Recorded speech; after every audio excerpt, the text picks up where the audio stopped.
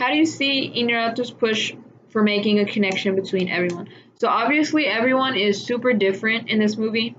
And I think he made it that way is because he wanted to show even though you come from a different economic or social class, you're still dealing with the same types of relationships, the same types of messed up relationships. For example, in the first story we have Ramiro y Susana, and pretty sure they're husband and wife, but anyway, Ramiro is cheating on Susana with some random lady at the grocery store, and Susana cheats on Ramiro with his brother Octavio. And in the second story, we have Daniel y Valeria. Daniel leaves his wife for Valeria, his mistress. And then in the third story, there's not really infidelity, but there's also the husband and wife dynamic because El Chivo leaves his wife and his child to become a gorilla. So definitely we see like broken relationships for sure. That's definitely a trend among all three stories. And then we see, the same thing with brothers. In the first story, we have Ramiro y Octavio, and, they hate each other. They're fighting over the same girl. And in the last story, we have El Chivo's client who's trying to kill his half brother. So yeah, definitely showing that, broken relationships and infidelity and brotherly rivalry transcends all these classes. It can happen whether you're rich or you're poor, etc., etc. Number 2, what do you think of the relationship between Octavio and Susana? Do you think it's related to some rivalry with his brother?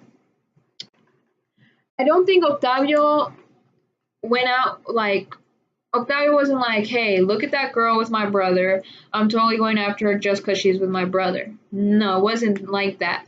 Octavio liked Susana in his own right.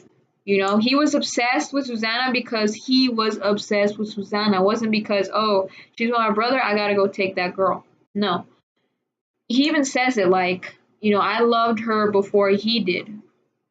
Also, I think it's weird because we talk about this rivalry, and in the third story, the third chapter with El Chivo saves Octavio from the car crash, and he takes his wallet, right? And when he's taking the money and stuff, he takes out a picture, and there's Octavio smiling happily with his brother, Ramiro.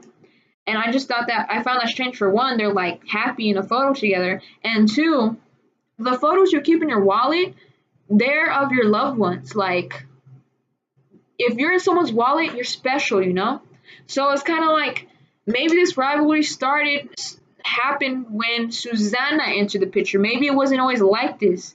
Maybe Octavio was like, hey, my brother just took the girl I was in love with, and now he's like beating her up, and maybe that started the whole like hating each other thing, So I don't think Octavio went out loved Susana because she was with his brother. No, I don't think it was like that. Or do you think it's a play out because the father is gone? I definitely think a greater father figure, a greater just parental figure, because if there was a greater parental figure there, it definitely would have played out differently, because the mom is a pushover. She is very powerless to stop Ramiro, especially. These are both grown men. They're stronger than her physically. She can't really control them. So I definitely think if a father was there, someone to like really beat some sense into them, definitely, maybe things would have turned out differently. Maybe Octavio would have never gotten with Susana. Maybe the father would have been like, dude, no, this is not happening. He's your brother. He's your brother's girl.